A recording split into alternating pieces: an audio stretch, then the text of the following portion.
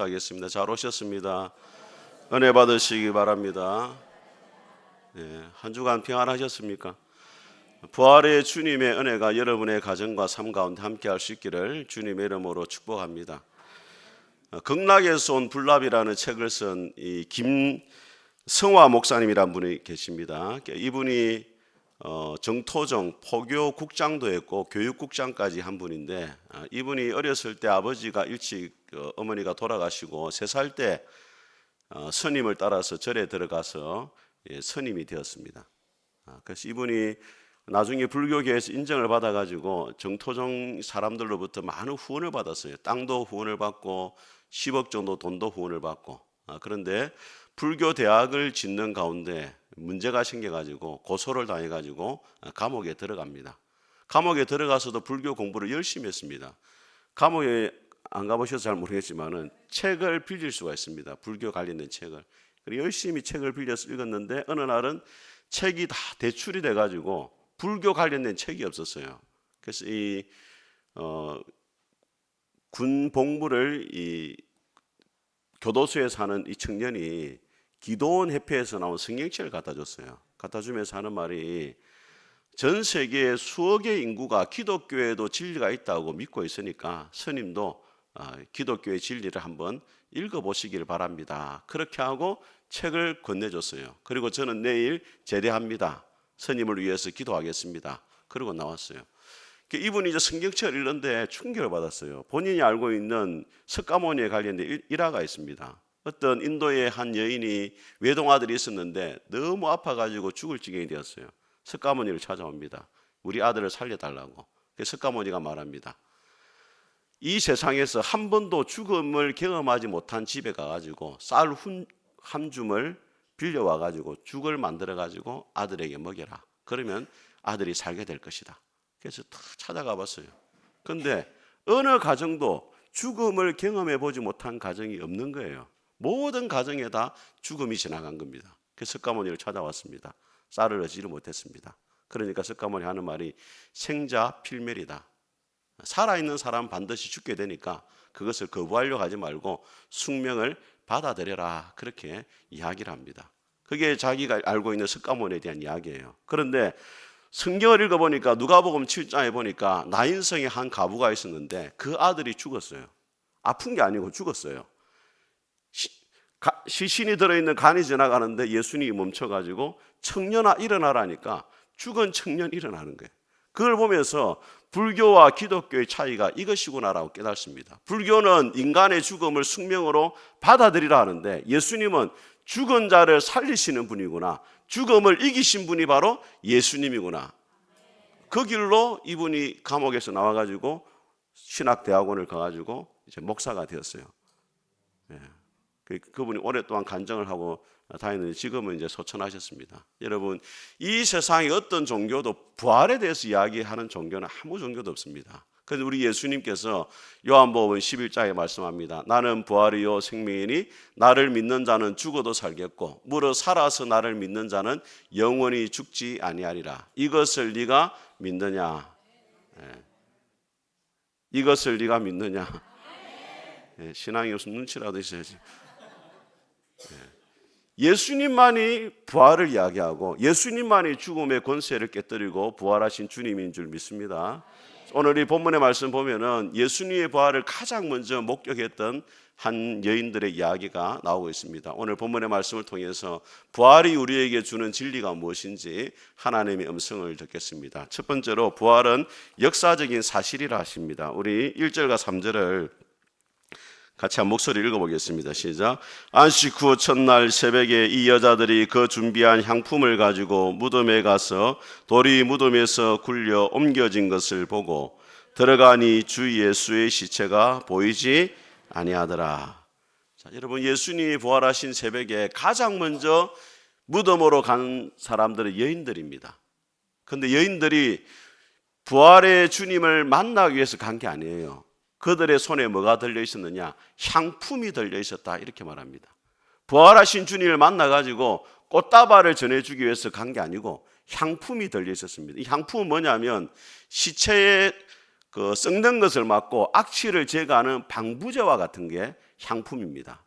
따라서 여인들이 향품을 가져갔다, 이 말은 예수님의 부활을 꿈에도 생각하지 못했다는 거예요. 우리나라의 무덤은 땅에 매장을 하는데 이스라엘의 무덤은 굴을 파가지고 거기다 시신을 안치하고 돌문으로 막아놔요.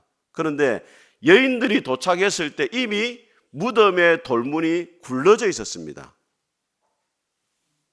여러분, 누가 돌문을 옮겼습니까? 이 원문에 보면은 굴려져 옮겨져 있다, 이 말이 수동형으로 되어 있어요. 돌이 스스로 굴러간 게 아니고 이것은 신적인 수동태다, 그렇게 말합니다. 하나님이 하신 일을 말할 때는 항상 수동형으로 이야기해요. 누가 하셨다고요? 하나님이 하셨다는 거예요. 오늘 마태복음 28장 오늘 생명의 삶 큐티 본문에 보니까 여인들이 가기 전에 천사들이 돌을 옮겨놨다, 그렇게 이야기를 해요. 우리가 부르는 찬송에도 오늘 불렀잖아요. 천사들이 돌을 옮겨놨다, 그죠? 천사들이 옮겨놨어요. 그럼 왜 천사들을 시켜가지고 하나님이 예수님의 돌문을 옮겨놨겠습니까? 어떤 분은 그렇게 말합니다. 예수님이 무덤에서 나올 수 있도록 돌문을 옮겨놨다, 그렇게 말하는데, 여러분, 돌문이 옮겨지기 전에 부활의 몸을 입은 예수님께서는 이미 부활을 하셨어요. 무덤 밖으로 나와 있는 상태였습니다. 그 다음에 천사들이 돌문을 옮겨놨어요. 이것은 예수님으로 하여금 무덤 밖으로 나오도록 하기 위해서 옮겨놓은 게 아니고, 예수님의 부활을 믿지 못하는 여인들과 제자들이 무덤 안으로 들어와서 비어있는 예수님의 무덤을 보고 예수님을 믿을 수 있도록 하기 위해서 천사들을 통해 가지고 문을 열어놓은 거예요. 천사들이 말합니다. 너희들이 어찌하여 살아있는 자를 죽은 자 가운데 찾느냐? 그가 여기 계시지 아니하고 살아나셨느니라. 우리가 믿는 예수님은 죽은 예수님이 아니고 살아계신 분인 줄 믿습니다. 그런데 우리가 예수님을 믿음에도 불구하고 때로 우리가 예수님이 죽은 것처럼 믿을 때가 있다는 거예요. 언제? 오늘도 예배를 드리지만 정말로 살아계신 그 주님이 오늘 예배 가운데 나를 만나주실 것이다, 기대감을 가지지 못할 때가 있어요. 기도를 드리지만 주님이 나의 기도를 들으시고 응답하실 것이다, 그렇게 믿지 않습니다.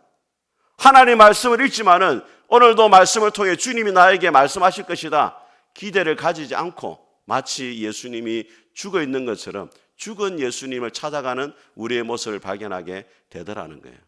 오늘 하나님 여러분을 믿습니다. 너는 정말로 죽은 예수를 믿느냐, 아니면 지금도 살아계신 예수님을 믿느냐? 프로연습교회 모든 성도들이 지금도 살아계신 그 주님을 믿을 수 있기를 주의 이름으로 축복합니다. 이게 예수님이 부활하신 첫 번째 증거예요, 빈 무덤이. 두 번째는 뭐냐 하면 예수님의 제자들이 변화가 되었다는 겁니다. 사람들은 그렇게 이야기했습니다. 뭐라고 이야기했냐면 제자들이 예수님의 시체를 훔쳐갔다는 거예요. 대제사장들과 로마의 관리들도 예수님의 무덤이 비어있다는 것을 인정을 했어요. 왜? 예수님 시체가 없으니까 그걸 인정했어요. 그런데 뭘 인정하지 않았느냐? 예수님의 부활을 인정하지 않고 제자들이 훔쳐갔다 했어요. 그런데 여러분, 그 당시에는 이미 예수님이 부활할 것을 이야기했기 때문에 로마의 군사들이 무덤 문을 지키고 있었어요. 그런데 제자들은 두려움이 많았고 겁이 많아가지고 예수님이 십자가에 돌아가실 때 다 도망을 갔잖아요. 부활하신 그날도 마가의 다락방의 문을 잠궈놓고 두려워 떨고 있었어요. 그런데 그 제자들이 예수님의 시체를 훔쳐갔다? 불가능한 일이에요. 그런데 사도행전을 보게 되어지면 여러분, 수많은 사람들이 모여있는 예루살렘에서 베드로가 이야기합니다. 너희가 십자가에 죽인 그 예수님을 하나님이 다시 살리셔가지고 주와 그리스도가 되게 하셨다. 두려움 많았던 제자들이 담대하게 예수님의 부활을 전하는 증인으로 변화가 됩니다. 어떻게 해서 제자들이 그렇게 예수님이 부활하신 전과 후 달라질 수 있었느냐? 참으로 부활하신 주님을 만났기 때문인 줄 믿습니다. 우리가 길을 가다 보면 현수막을 한 번씩 봅니다. 목격자를 찾습니다. 이 현수막을 봐요. 몇 월 며칠 날 외동 사거리에서 교통사고가 났습니다. 소나타와 그랜저가 사고가 났는데 목격자를 찾습니다. 자, 여러분이 만약에 그걸 목격을 했습니다. 현장을. 자, 그 현수막을 보고 찾아가겠습니까? 아니면 막 귀찮아서 그냥 안 가겠습니까? 증인이 되는 것은 위험을 감수를 해야 돼요. 경찰서 가서 조사를 받아야 되죠. 법정에 서서 증인을 서야 되죠. 자칫 잘못하면 다른 사람들로부터 보복을 당할 수도 있어요. 증인을 선다는 게 쉬운 게 아니에요, 여러분. 그런데 당시 사람들이, 제자들이 예수님의 시체를 훔쳐가고 거짓말했다 했어요. 그런데 여러분, 언제 우리가 거짓말합니까? 자기에게 이익이 돌아올 때 거짓말을 해요. 안 그렇습니까, 여러분? 거짓말 한 번도 안 해본 사람처럼 보여요. 자신에게 어떤 이익이 돌아올 때 거짓말을 하는 거예요. 그런데 예수님의 제자들이 거짓말을 해가지고 어떤 이익을 얻었습니까? 돈을 많이 번 게 아니에요. 명예와 권력 얻은 것도 아닙니다. 편안한 생활을 보장받은 것도 아니에요. 오히려 예수님의 부활을 증거하는 것 때문에 매를 맞고 감옥에 갇히고 순교를 당했어요. 그럼에도 불구하고 왜 제자들이 예수님의 부활을 증언했냐? 참으로 예수님을 만났기 때문이에요. 그래서 파스칼은 이런 이야기를 했습니다. 제가 읽어드리겠습니다. 만일 예수님의 제자들이 서로 의논해서 예수님의 부활을 거짓으로 만들어냈다고 가정해보자. 그 중에 한 사람이라도 거짓을 실토했다면 예수님의 부활이란 전부 거짓말임을 밝혀졌을 것이다. 그러나 제자들이 순교를 하면서까지 부활을 입증한 것은 제자들의 진실성을 보여주는 것이다. 만약에 한 사람이라도 거짓말을 했다라고 이야기해버리면 예수님의 부활이 무너지는 거예요. 근데 한 사람도 다 말하지 않고 순교를 다 당했어요. 그 말은 무슨 이야기냐? 예수님의 부활이 참이라는 거예요. 여러분, 봄이 왔다는 것을 알리기 위해서 논문을 쓸 필요가 없어요. 오늘 연지공원에 가서 튤립이 피어 있고 벚꽃이 피어 있는 걸 보면은 봄이 왔구나 알 수 있는 겁니다. 두려워 떨던 제자들이 담대하게 예수님의 부활을 증거했다는 것은 부활의 봄이 왔다는 것을 알리는 증거가 되는 것입니다. 저는 푸른숲교회 모든 성도들이 예수님의 부활을 경험한 자로서 변화된 삶을 통해서 부활의 봄이 왔다는 소식을 온 세상에 알릴 수 있기를 주의 이름으로 축복합니다. 두 번째로 예수님의 부활은 우리의 부활을 보증합니다. 우리 6절과 7절을 같이 한번 읽어보겠습니다. 시작. 여기 계시지 않고 살아나셨느니라. 갈릴리에 계실 때 너희에게 어떻게 말씀하셨는지를 기억하라. 이르시기를 인자가 죄인의 손에 넘겨져 십자가에 못 박히고 제3일에 다시 살아나야 하리라 하셨느니라 한데. 자, 천사들이 여인들에게 한 말이 뭐냐? 기억하라는 겁니다. 뭘 기억해야 되느냐? 예수님이 고난을 당하시고 십자가에 죽으시고 3일 만에 부활하실 것을 말씀을 했다는 거예요. 그리고 그 말씀대로 예수님이 부활하셨다. 천사들이 이야기하는 거예요. 이것을 뭐하라? 기억하라는 거예요. 여러분, 우리나라의 가장 유명한 신약 신학자인 김세윤 교수님이 이렇게 이야기했습니다. 하나님이 예수님을 부활시켰다는 것은 예수님이 옳았다고 하는 하나님이 인정했다는 말입니다. 예수님의 가르침이 옳았다는 것입니다. 하나님의 아들이라는 주장이나 구원자라는 주장이 옳았다는 것을 제 아들에게 알게 한 겁니다.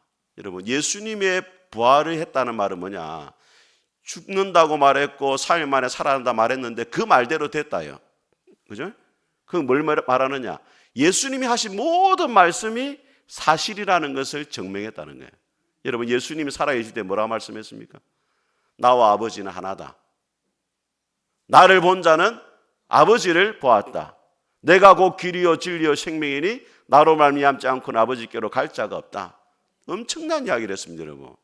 만약에 제가 여러분한테 여러분, 저를 본 자는 아버지를 본 것입니다. 저와 하나님은 하나입니다. 이러면은 사람들, 목사님 맛이 갔다 이제 막 그렇게 할 거예요. 정신 이상하다고. 근데 그 당시에 많은 사람들이 예수님을 정신 이상자로 봤습니다. 그런데 그 말대로 그대로 되어버렸어요. 십자가에 죽고 3일 만에 살아난다 했는데 그 말대로 그대로 되었다는 말은 무슨 말이냐? 예수님이 하신 모든 말씀이 사실이라는 것을 확정하는 거예요. 예수님이 하나님의 아들이다. 예수님이 구원자다. 예수님 믿으면 천국에 갈 수 있다. 이 모든 말이 사실이라는 것을 부활로 증명을 했다 이 말이에요. 그런데 그 예수님이 하신 또 다른 말씀이 있습니다. 아까 우리가 말씀했습니다. 요한복음 11장. 나는 부활이요 생명이니 나를 믿는 자는 죽어도 살겠고 무릇 살아서 나를 믿는 자는 영원히 죽지 아니하리라. 이 말도 진실인 줄 믿습니다. 그래서 고린도전서 15장에 보니까 예수님은 부활의 첫 열매가 되셨다 이렇게 말합니다. 첫 열매라는 말은 무슨 말이냐? 여러분이 사과나무를 심었는데 처음에 사과인지 배나무인지 몰랐어요. 헷갈려. 그런데 처음 열매가 사과가 열렸어요. 그럼 앞으로 그 나무에는 뭐가 열리겠습니까? 사과가 계속 열린단 말이에요. 예수님이 죽으시고 부활의 첫 열매가 되셨다는 말은 예수님 안에 속해 있는 저와 여러분들도 예수님처럼 죽지만 다시 뭐한다? 부활한다는 거예요. 서울에 충녕교회를 담임했던 박종순 목사님이라는 분이 계십니다. 그러니까 이분이 어머니가 94세에 돌아가셨어요. 주일날에.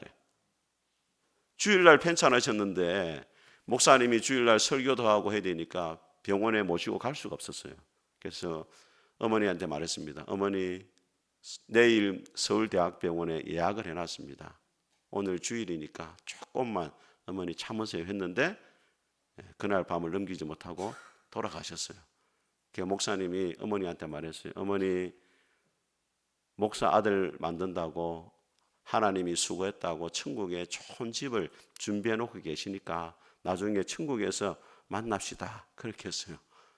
그러니까 어머니가 숨을 확 몰아쉬면서 이렇게 말했어요. 마지막으로 어서 가야지. 어서 가야지. 이렇게 했어요. 여러분, 세상 사람들은 죽음을 두려워합니다. 할 수만 있으면 죽음을 피하려고 해요. 왜? 죽음 너머에 뭐가 있는지 모르기 때문에, 어디로 가는지 모르기 때문에 죽음을 두려워합니다. 그런데 부활의 소망을 가지고 있는 저와 여러분들은 죽음 너머에 뭐가 있는지 알아요. 죽음 너머에 천국이 있고 죽음 너머에 예수님이 우리를 기다리고 계시는 줄 믿기 때문에 죽음 앞에서도 어서 가야지, 아버지의 집에 가야지, 이 고백을 할 수 있는 줄 믿습니다. 우리 옆에 분한테 말하세요. 어서 갑시다 하세요. 예. 니나 가라 이렇게 하지 말고. 예. 세 번째로 부활의 주님을 모시고 승리하는 삶을 살아가라 그렇게 말씀합니다. 우리 11절과 12절 같이 읽어보겠습니다. 시작. 사도들은 그들의 말이 허탄한 듯이 들려 믿지 아니하나 베드로는 일어나 무덤에 달려가서 구부려 들여다보니 세마포만 보이는지라 그 된 일을 놀랍게 여기며 집으로 돌아가니라. 자, 여러분, 여인들이 예수님이 부활했다는 소식을 듣고 제자들에게 찾아갔습니다. 11명의 제자들에게 말했어요. 예수님의 무덤이 비어있다. 예수님이 부활했다. 그러니까 제자들이 허탄한 말로 여겼다. 도무지 믿을 수 없는 말로 생각했다는 거예요. 안 믿었어요, 제자들도. 그런데 누가 달려갑니까? 베드로가 달려가요. 무덤 안에 딱 들어가 보는데 뭐가 있냐면 예수님의 시신을 감쌌던 세마포가 그대로 놓여 있는 거예요. 예. 우리가 매미나 이런 그 곤충들이 허물을 벗고 밖으로 나오잖아요. 그것처럼 예수님을 감쌌던 세마포는 그대로 있고 예수님만 안 계신 거예요. 그걸 보면서 나중에 제자도 베드로도 부활하신 주님을 만나고 나서 변화가 돼요. 저는 이렇게 말씀드리고 싶습니다. 한번 따라해 보겠습니다. 부활은 사람들을 가만히 두지 않는다. 그래서 예수님이 부활하신 것 때문에 절망 가운데 있는 여인들이 소망의 사람이 되었어요. 두려워 떨던 예수님의 제자들이 담대히 예수님을 전하는 부활의 증인으로 변화가 됩니다. 그렇다면 저와 여러분은 어떻게 변화가 되었습니까? 사랑하는 여러분, 여러분 안에 부활의 주님이 계시는 줄 믿습니까? 우리가 예수님을 믿는다는 것은 부활의 주님을 모시고 살아가는 거예요. 예수님이 부활하신 이유가 뭐냐? 우리의 부활을 보증해 주지만 동시에 우리 안에 살아 계시기 위해서 예수님이 부활하신 줄 믿습니다. 그 부활의 주님이 어디 계십니까, 여러분? 옆에 분한테 물어보세요. 부활의 주님이 어디 계십니까? 물어보세요. 어디 계십니까? 여러분 안에 계시는 줄 믿습니다. 어떤 아가씨하고 남자 청년하고 데이트를 했어요. 아가씨 생일이 되었어요. 생일 되면 청년들은 이벤트를 해주거든요. 그래가지고 아가씨 눈에 안대를 가리고 집 안으로 데려왔어요. 손을 잡고. 분위기가 2층으로 올라가는 것 같아. 그 아가씨를 데리고 다 2층으로 올라갔는데 아가씨가 막 방구가 나올라네 갑자기. 그런데 이 남자친구 옆에 있는 방구를 낄 수도 없고 마침 남자친구한테 전화가 왔어요. 남자친구가 전화를 안 받으려는 거라. 받아라 전화 받으라고. 그래가지고 전화 받으러 간 사이에 방구를 꼈어. 그래가지고 막 이렇게 막 했는데 안대를 딱 벗기는데 눈을 뜨고 깜짝 놀랐어요. 주변에 사람들이 케이크 들고 서 있는 거야. 자기는 남자만인 줄 알았는데 친구들 다 모여있네, 케이크 들고. 아이고, 방구 냄새 된다고 막 이렇게 했는데 그것도 민망하고 막. 그런데 이게 바로 우리 이야기라는 거예요. 우리 안에 누가 계십니까? 부활의 주님이 계셔서 우리의 모든 삶을 다 지켜보고 계시는데 그 주님을 의식하지 못하고 때로는 이상한 생각도 하고 때로는 남에게 험한 말도 하고 때로는 이상한 행동을 하면서 주님을 실망시킬 때가 많이 있다는 거예요. 우리가 예수님을 믿는다는 것은 뭐냐? 부활의 주님을 내 안에 모시고 살아가는 거예요. 히브리서 12장은 말씀합니다. 믿음의 주요 온전케 하시니 예수님을 바라보라.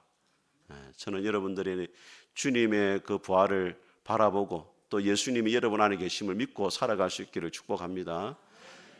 고린도전서 15장 이렇게 말합니다. 우리 주 예수 그리스도로 말미암아 승리를 주시는 하나님께 감사하노라.